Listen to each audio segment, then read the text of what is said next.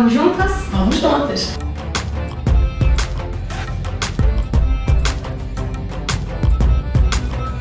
Esse é o segundo episódio da série Vamos Juntas no Congresso, que é uma iniciativa para a gente entrevistar mulheres muito inspiradoras que estão na política. O Vamos Juntas é uma mobilização para eleger mais mulheres agora em 2020 e a nossa convidada de hoje ela é muito especial. Ela é advogada, deputada federal pelo Rio de Janeiro e nossa prefeita aqui na Câmara dos Deputados. Explicando para vocês o que é isso, ela é a primeira secretária da mesa da Câmara e acho que vale dizer, porque isso é muito relevante, a primeira mulher a ocupar esse cargo. A Soraya Santos é muito inspiradora, é uma mulher muito forte que eu admiro muito e é uma honra ter você com a gente. Muito obrigada, Soraya. Imagina, Tabata, você que faz parte da inspiração de todos nós cidadãos, porque a gente imagina qual é o futuro desse país, pessoas inspiradoras como você. E aí, eu já vou começar pedindo para você compartilhar com nossas seguidoras e seguidores um pouquinho da sua trajetória. Se eu olhar minha trajetória, eu fui representante de turmas de todas as turmas que eu passei. Fui presidente de grêmio estudantil. Eu fui da primeira turma de mulheres do Colégio Salesiano de Santa Rosa. Naquela época a gente já questionava por que meninas tinham de estudar numa escola e meninos em outra. E ali nós abrimos o Grêmio Estudantil, então eu fui a primeira presidente de Grêmio entre homens e mulheres. Fiz faculdade de Direito, saí como oradora da turma pelas minhas teses e defesas tão veementes.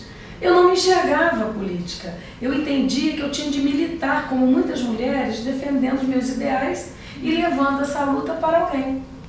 E aí, num determinado momento de vida, eu disputo a eleição na minha cidade. É a primeira mulher a disputar a prefeitura da cidade. Eu não ganhei, Tabata, mas nós reabrimos o processo político da cidade. Foi a única vez que a cidade teve eleição em 2 turnos. E, de repente, as pessoas estavam falando o que queriam. Por quê? Porque política vem de uma palavra chamada polis. Polis significa cidade. Que modelo de cidade eu quero viver? Que modelo de cidade eu quero deixar para os meus filhos e para os meus netos? Quando nós mulheres fazemos essa pergunta, seja numa idade mais jovem, como você fez na sua luta pela educação, é nessa hora que ela ingressa na política. Na legislatura passada eu tive a oportunidade de ser eleita para o estado do Rio de Janeiro e aqui chegando eu comecei a defender algumas causas que considerei de suma importância. Eu fui, por exemplo, a segunda mulher a presidir a Comissão de Finanças e Tributação.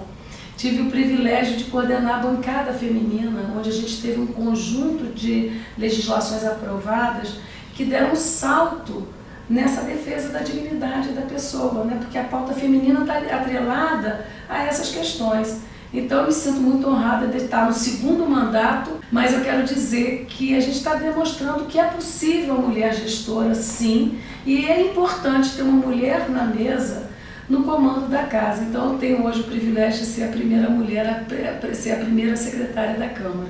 E eu sei que a Soraya é muito humilde, mas vale dizer que como coordenadora da bancada feminina, ela também foi responsável para que os 30% do fundo eleitoral fossem destinados para as mulheres. E eu vivenciei um pouquinho de longe essa luta dela e falava que tinha que falar, de mobilizar as pessoas. Então eu acho que vale dizer que a gente aumentou em 50% a bancada feminina aqui na Câmara, também porque as mulheres que vieram na última legislatura trabalharam por isso. As pessoas trazem alguns jargões. Primeiro, o jargão é dizer que mulher não gosta de política. Isso é uma mentira. Você tinha regras desiguais para as mulheres, financiamento de campanha, tempo de televisão, tempo de rádio, e a gente partiu do seguinte princípio. Do rádio antigo, a hashtag, a mulher precisa ter voz e igualdade de condições, o resto ela faz. Então a gente partiu desse princípio. Se temos 30% mínimos de mulheres para disputar a eleição, então 30% mínimos terá que ser os recursos, o tempo de televisão, o tempo de rádio. Olha, Tabata, sem poder filiar mais ninguém, só um pouquinho de recurso, uma oportunidade de fala na televisão para que ela pudesse mostrar a sua bandeira, nós tivemos o maior aumento de mulheres na política. E isso está retratado nos números que a gente apresenta desde a Constituinte até agora. Então a gente tem orgulho de dizer, mulher gosta de política sim, mas ela exige um tratamento digno e igualitário para que ela tenha chance de chegar lá. Quais foram as dificuldades que você encontrou? Teve alguma coisa que te fez parar, pensar? A gente sente esse ambiente que tenta diminuir a nossa participação, impedir a participação, mas nós não nos importamos com isso, porque nós nos cobramos tanto, e esse é o maior carrasco da mulher, gente, é a própria mulher, porque ela se prova e se testa o tempo todo. Então, a gente acaba fazendo dessas dificuldades uma grande ferramenta de transformação. Então, eu quero te dizer que todas as dificuldades que eu encontrei quando eu cheguei, elas viraram um grande alicerce. Quando eu cheguei no primeiro ano, eu fui eleita presidente da Comissão de Finanças. Só tinha homem na comissão. E aí a gente conseguiu trazer 6 mulheres. Né? Essas 6 mulheres hoje, cada uma está numa posição que elas ousaram discutir a área tributária, porque há uma cultura de que mulher não gosta de área exata. E a gente precisa romper isso. E aqui na Câmara, nós temos 2 pernas, né, que faz a casa andar. À direita é a Comissão de Constituição e Justiça, onde a gente vai discutir a legalidade, se está esbarrando, né, na cláusula da nossa Constituição, que é guardiã de todos nós. E a segunda é a Comissão de Finanças, tem muito interesse nisso. E é onde a gente se pergunta quem vai pagar a conta de realizar aquele projeto. E nessa área, justamente, que é a que viabiliza os nossos sonhos, só tinha homens, então a gente precisava romper. Mas eu quero te dizer que todas as dificuldades que eu tive naquele primeiro momento foram grandes alavancas desse nosso mandato. E o esforço que nós fazemos é muito maior, mas principalmente porque a gente se cobra muito. Olhando um pouco para o futuro, qual que é o seu sonho para o nosso Brasil? Nossa, eu sonho com o Brasil que a gente não precise ter mais, por exemplo, o dia 8 de março. Porque nesse dia, homens e mulheres são tratados iguais perante a lei. Eu sonho com um Brasil que seja pujante na economia, mas que tenha uma pujança enorme na área social, porque um não caminha sem o outro. Eles têm que caminhar num equilíbrio, né, para que o Brasil desenvolva um todo, como você viu o processo da Alemanha. Então, quando eu penso assim, na derrubada do Muro de Berlim, eu fico exatamente imaginando o Brasil, que você tinha ali, na Alemanha Oriental, uma desigualdade em relação ao ocidental, mas eles tiveram uma preocupação de crescer como um todo. Ou seja, não adianta uma economia forte sem um social forte. Eu sonho com um Brasil, Tabata, que ele seja heterogêneo na cultura, mas homogêneo na igualdade de direitos e tratamento.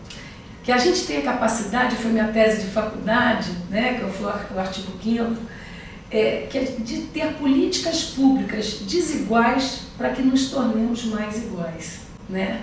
E é por isso que a gente milita na política, porque não há outro caminho, exceto pelas armas, que não seja através de mudança de políticas públicas com muita intensidade, com muito conteúdo. E eu acredito tanto que esse Brasil inclusivo, desenvolvido, ético, ele só vai ser possível quando todo mundo participar da política. Claro.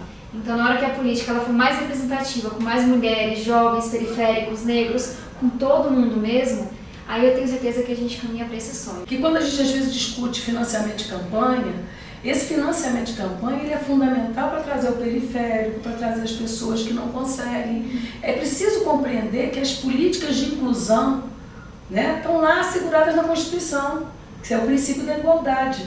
Então, se eu tenho condição, eu não preciso desse fundo. Mas por que a gente briga pelo fundo? Para aqueles que não têm condição, para que eles tenham uma ferramenta mínima. Qual a sua mensagem, como deputada federal, prefeita da Câmara dos Deputados, para as mulheres do Brasil inteiro que querem se candidatar esse ano, agora em 2020? É que nós mulheres nos movimentamos por causas. Então, eu tenho exemplos 1000. Você pega uma deputada, Cristiane Yared, perdeu um filho no trânsito, ela veio para a política que ela queria mudar a lei do trânsito. Você tem a bandeira da educação, então você entendeu que você tinha de estar na política para melhorar a educação do seu país. Cada uma de nós tem uma causa. Tinha aquele programa assim, Gente que Faz, a gente tem que acordar essas mulheres que fazem. Essas mulheres que fazem, que ao disputar uma eleição, elas vão trazer essas bandeiras para a gente, para mostrar a causa do lúpus, a causa das pessoas com necessidades especiais. É esse olhar das mulheres que a gente precisa ter na política, discutindo a política do lugar que a gente escolheu para viver. Então eu quero dizer para você, se você tem uma causa que você se dedique, você tem que trazer essa causa para a política. Nós mulheres já temos dupla jornada. Sim. Então a mulher diz assim, não, eu quero ainda entrar com essa responsabilidade. Ela acaba falando, não, eu ajudo com as minhas ideias, mas não vou. Entende? Esse é o movimento das mulheres. Eu ajudo, eu milito, eu peço voto para aquela pessoa, mas não dá, eu já tenho que cuidar do filho para pagar periquito, ser profissional e tal. Mas quando ela percebe que a política vai viabilizar aquele sonho, aí ela não pensa em nada, ela vai embora. Então nós temos que atrair essas pessoas que têm bandeiras fortes. Por isso que eu digo, se você fechar o olho e perguntar quais foram os políticos assassinados nesse país por defender ideias, só tem duas pessoas que me vêm à cabeça recentemente, Ceci Cunha e Marielle. E olha que não é uma questão partidária, porque uma defendia a questão da terra e a outra defendia o enfrentamento. Qual o homem que você lembra que foi assassinado por ideias? Por quê? Ele pode ter sido por outros fatores, mas como político. Não foi por ter coragem de defender seus ideais, né? Mas a mulher, é porque ela quando abraça uma causa, ela não solta, ela vai perseverar enquanto aquilo acontecer. Então a gente precisa trazer essas mulheres de bandeiras para a política, não como cabos eleitorais, mas para que elas possam, na oportunidade de dar voz a elas, num programa de televisão, ou num rádio, ou num debate, para que ela vá fazendo o efeito cascata de acordar a sociedade. Muito obrigada, pessoal, por ter acompanhado. Muito obrigada, Soraya. A Soraya faz parte do Vamos Juntas, então quem se candidatar, se inscrever, vai ter acesso a essa mulher maravilhosa, como eu tenho tantos dias aqui na Câmara. Um beijo e até a próxima. Um beijo.